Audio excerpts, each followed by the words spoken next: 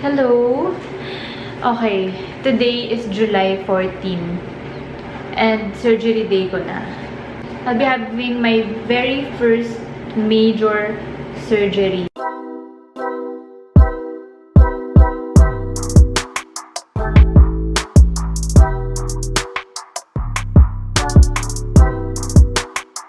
Hi everyone! It's been a long time since I uploaded a new vlog on my channel, and I wanted to take this opportunity to share with all of you God's greatest miracle in my life.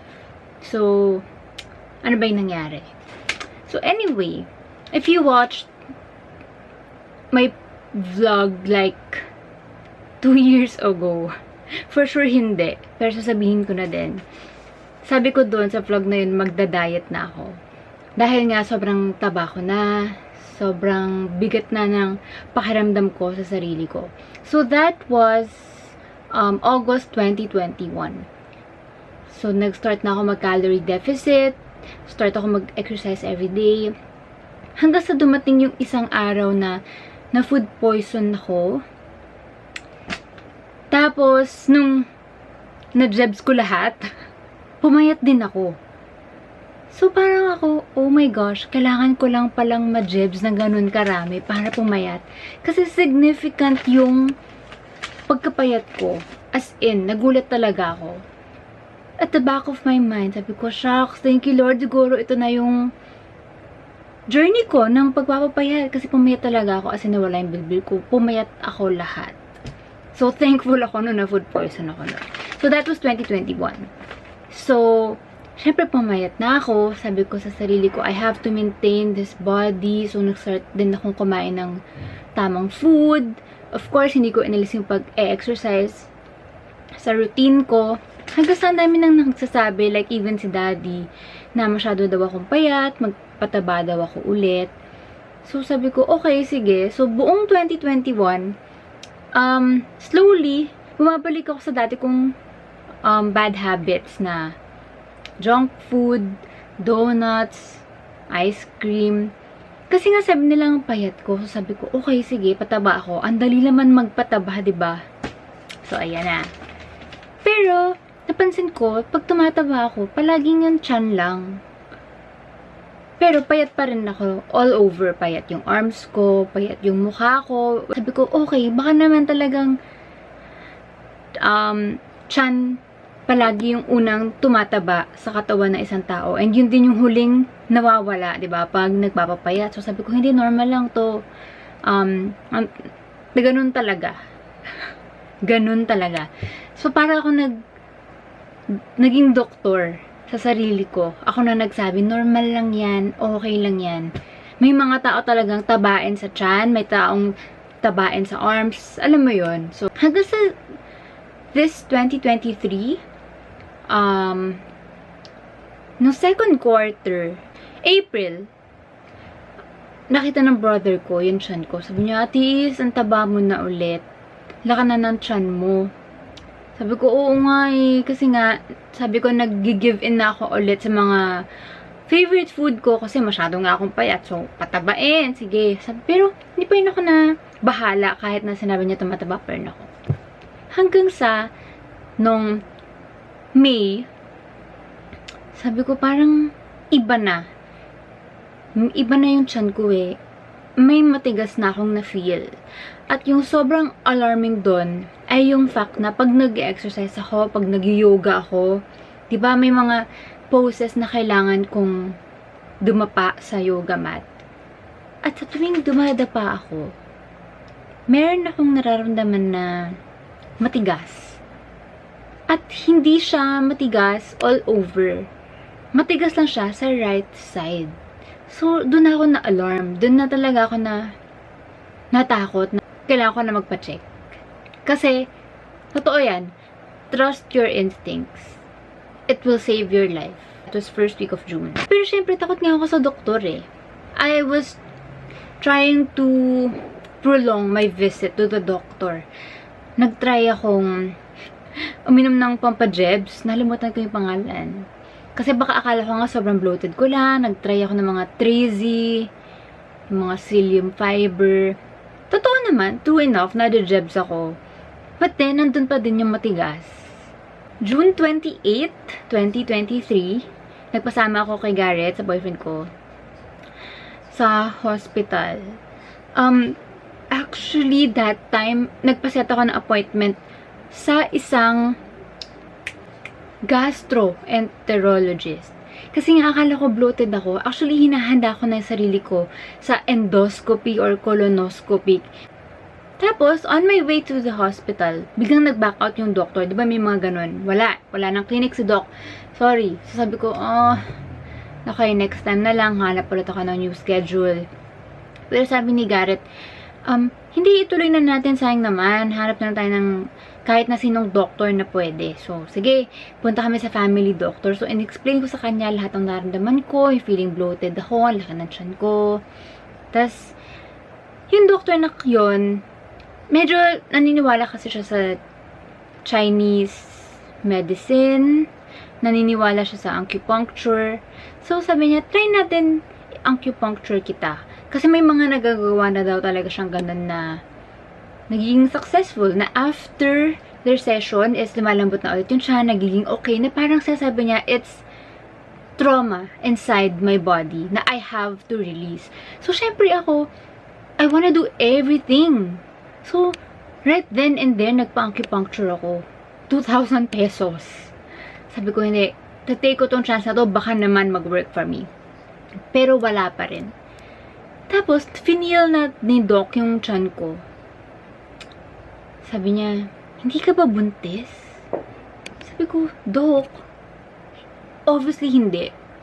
Sure ako, 100%. Tapos sabi niya, feeling ko mayoma. So, doon ako kinabahan. Sabi ko, Shems, ano yung mayoma? Sabi niya, pacheck kita sa OB, pa-ultrasound kita. Ito na. From gastro, napunta ako sa family doctor. And then, pinasa ako sa OB-GYN. So, hihiga na ako. Tapos, pagkakita sa akin ng doctor, sabi niya, uy, ang laki niya na. Hindi mo ba yan nararamdaman? Sabi ko, shucks. Ito na yung mga tanong na ang tagal kong iniiwasan. Sabi ko, halata ko nga po, Dok eh. So, as in, nung in-ultrasound niya ako, nakikita ko sa mga mata niya, nakikita ko, alam mo, nakamask siya, pero nakikita ko sa mata niya yung reaction niya, na parang gulat na gulat siya, or kabadong-kabado na ako that time. And, nung nakita ko yung mukha niya, sabi ko, Dok, mamamatay na ba ako? Tapos, ang sabi lang niya sa akin, Tanga, hindi. Sabi ko, Dok, ano ba nakita mo dyan? Sabi niya, meron kang cyst, malaki siya. Tapos, hindi niya na sinabi lahat ng detalye. So, una niya tinanong sa akin, nasan yung mommy mo? Sabi ko, wala na po akong mommy. Nasan yung daddy mo? Nasa bahay po. Nasan yung mga kapatid mo? Nasa abroad po sila. Sinong kasama mo ngayon? Sabi ko, boyfriend ko lang po. So, sabi niya, sinong OB mo? Sabi ko, Dok, to be honest, wala akong OB kasi never naman ako nagpa-check sa OB-GYN. As in, ngayon lang. Which is, I know mali. Okay? So, anyway, sabi niya, hindi niya dapat i-discuss sa akin yung results kasi hindi ko naman daw siya OB. Pero sabi ko, Dok, can you be my OB? Ngayon na. Starting today, can you be my OB? Kasi wala na. Takot na ako that time. Wala na akong ibang mapuntahan or makausap. As in, sabi niya, sige, tapusin ko lahat ng in-ultrasound ko and then let's talk. Sobrang bait ni Doc. So, hinintay ko lahat. Alam nyo, tapos na dapat yung mga consultations. Pero still, kinausap ako ni Doc, which I'm so thankful for. Concerned kasi siya sa akin. So, gusto niya akong kausapin kahit hindi na consultation hours. So, sabi niya, I have a cyst on my right ovary. So, actually, nandito siya. Ayan, ito yung ultrasound. And, kung babasahin ko ngayon sa inyo, ang result. Sabi, the right ovary cannot be visualized at the time of scan. Why?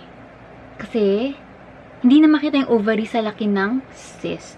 And gaano kalaki yung cyst? Guys, it's 19 cm. Actually, sabi nga ng doctor, para na akong 5 months pregnant. Actually, para na siyang ulo ng baby. Para talagang buntes. Which is exactly how I felt.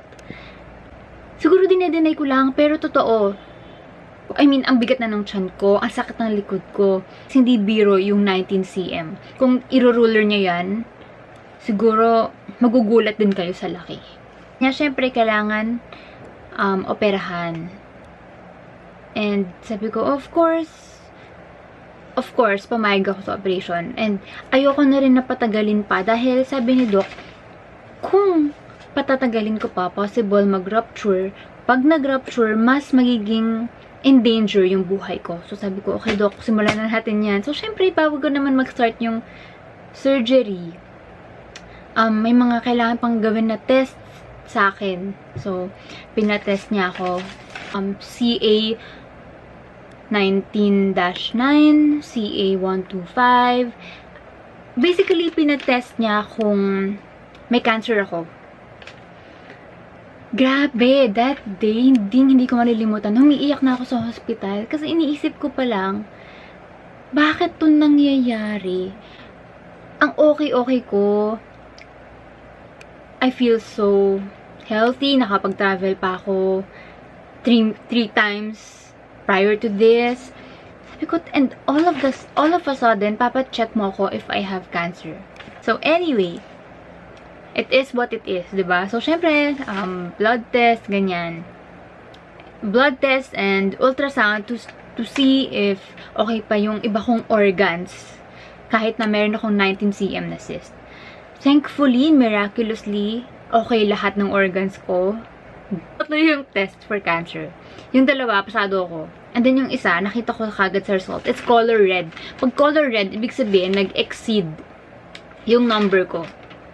So, this is CA125. If I remember correctly, ayoko nang i-research. CA125 is for ovarian cancer. So, dapat kasi, 0 to 35, it means wala kang cancer.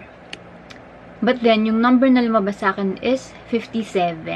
So, medyo mataas siya. Pero, thankful din ako kasi hindi siya umabot na 100 plus or 300 plus. Sabi kasi ni Doc na pag umabot yan ng 300 plus, automatic it's cancer. Pero ganito na 2 digits pa lang, there's a possibility na maging benign yung cyst. Pero, syempre, ang gusto ko kay Doc, lagi niya sinasabi sa akin na the only way to know if it's cancerous or not is through biopsy. So, kailangan talagang matanggal muna yung cyst and then doon na malalaman lahat. So, parang sasabi ko, okay, I will not worry until it's time to worry. Parang ganun. So, in 2 weeks time, nandun lahat. In 2 weeks time, talagang I did my best. Iniisip ko sa sarili ko na, shucks, may cancer ako. What will I do to fight this cancer? Everyday ako nagpapaaraw. Everyday ako kumakain ng raw garlic. Kahit ang baho na ng hininga ko, kahit nababahuan na sa akin yung daddy ko, wala akong pake. Umiinom ako ng barley. Umiinom ako ng 4Life. Clean eating, ang dami kong kinakain na gulay. Lahat. Malunggay, ampalaya. Nag-take ako ng probiotic and prebiotic, which is good for our gut. Lahat na ata ng pwede kong gawin to kill cancer, ginawa ko na. Sabi ko, shocks. 2 weeks. Kaya ko kaya. July 14, it's Friday. I'll be having my very first major surgery. And it's open surgery. Kasi merong cyst sa ovary ko. 11, kailangan before 12 nakakain na ako. So, ang last meal ko ay apple and sky flakes. ito yung mga little miracles na mapapasalamat ka kasi, oh my gosh, God saved me. Alam nyo ba na ang sakit pala ng skin test? Actually, hindi ko alam. Sinasabi na sa akin ng nurse na, ma'am, medyo masakit to ha. Para lang, kumbaga, siniset niya yung expectations ko. So, sabi niya, ma'am, sabihin mo sa akin pag masakit. Sabi ko, okay. Nakailang skin test ako, parang 3. So, tinusok niya, in-injectionan niya na ako. Tapos sabi niya, ma'am, okay ka pa? Sabi ko, opo, wala po akong nararamdaman. Sabi niya, totoo ba, ma'am? Sabi ko, bakit?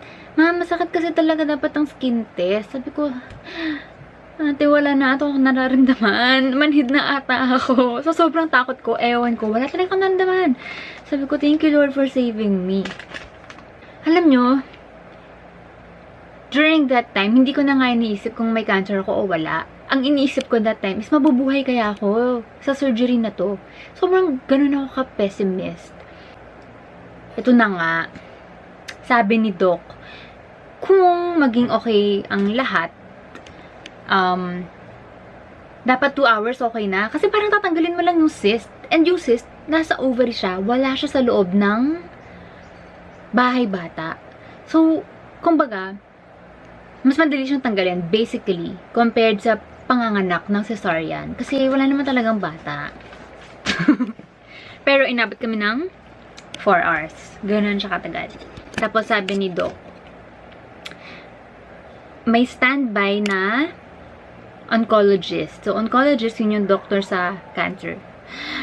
Siyempre, dasal na naman ako. Sabi ko, Lord, sana wag mag-hop in yung oncologist. Pag nag-hop in kasi yung oncologist, ibig sabihin, may nakita si Doc na kakaiba, na kailangan tanggalin, na parang mukhang cancer. So, sabi ko, okay, sige. So, after nung surgery ko nga, edi, binalik na ako ulit sa room ko. Nakakatawa kasi, una ko pang tinanong is, nag-hop in ba yung oncologist? Tapos sabi nga ni Garrett, oo. So sabi ko, Shems, may cancer ako. Doktor eh. Ako na nagsabi, may cancer ako. So anyway, syempre yung doktor ko, kaya ko siyang gusto kasi sobrang frank niya. As in, hindi ka niya sugarcoat, sasabihin niya sa'yo lahat. So, sabi niya, dun sa cyst na nakuha niya, it looks like cancerous. Gumawa na ako ng letter sa family ko, what to do with my money. Akala mo naman ang dami. Binigay ko na dun lahat ng passwords ko. As in, I was ready. I was preparing myself. And nag-I love you na ako sa kanila. Kasi nga, sabi ko, shucks, baka mamatay ako. So, kasi sabi niya, kung may mag-positive dun sa kulane, it means it's stage 3 ovarian cancer. Para akong binuhusan ng isang malamig na tubig. Pero sabi ko, baka ganun talaga. So, imagine, si Doc, yung OB ko, tapos yung oncologist, dalawa na sila na nag-iisip or parang nagsasabi na, baka I have cancer. So, meron din kasi akong friend na doctor na, so, sabi ko, papakita ko sa'yo yung cyst ko. Tell me what you think. Tapos, alam mo, ang nasabi lang niya sa akin, sis, pray tayo. Grabe, no? Tapos, yung isa naming doctor, isa naming family doctor, pinakita ko rin sa kanya yung cyst. Wala rin siyang sinabi. Alam nyo, 2 weeks ulit yung waiting time for the biopsy result. Sobrang tagal. And during those times, wala na akong ibang inisip kundi, Lord, ikaw na bahala. Na parang, Lord, I surrender my life to you. Kung may cancer man ako, it's not the end of the world. Kung may cancer man ako at kung mamatay ako, it's still a win for me kasi I get to see my mom. Sabi ko, please, pakitaan mo ko ng isang malaking miracle.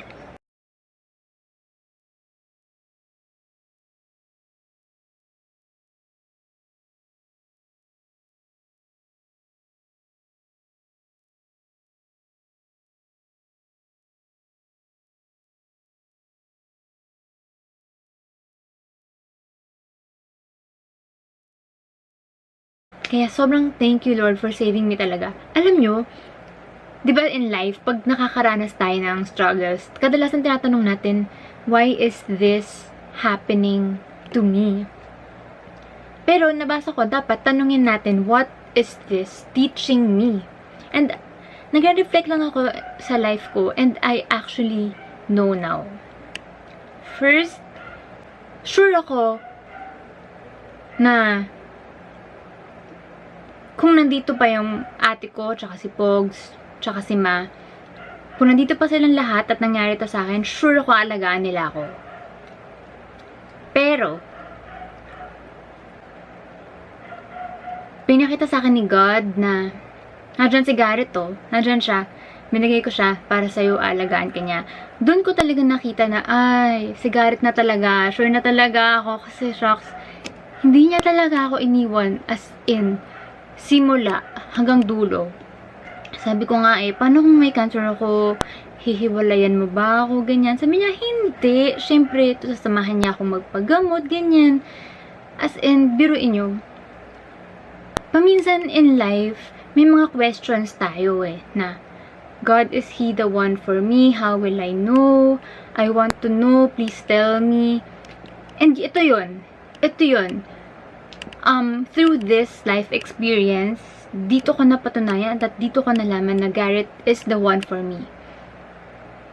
Second, siguro sa nangyari sa akin dahil dito sa experience ko na to is mas nag-pray yung mga kapatid ko kay God.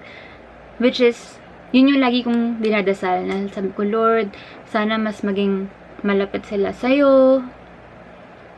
And alam niyo yun, si God answer kanya sa mga ways na alam niyang tama, sa ways na gusto niya. And lastly, pagtatanungin ko sarili ko, why is this happening to me? I think God wants to use me to share Him to you guys. Na He is real, na it's not yet too late to go to Him and i-share yung good news and yung miracle na ginawa niya sa life ko. Yun. Tatlong yun. Si God, wala siyang plan B. Wala siyang plan C. Wala siyang plan D. Lahat plan A. Lahat planado. He doesn't make mistakes. So don't be afraid to surrender your life to Him because He loves you more than you love yourself.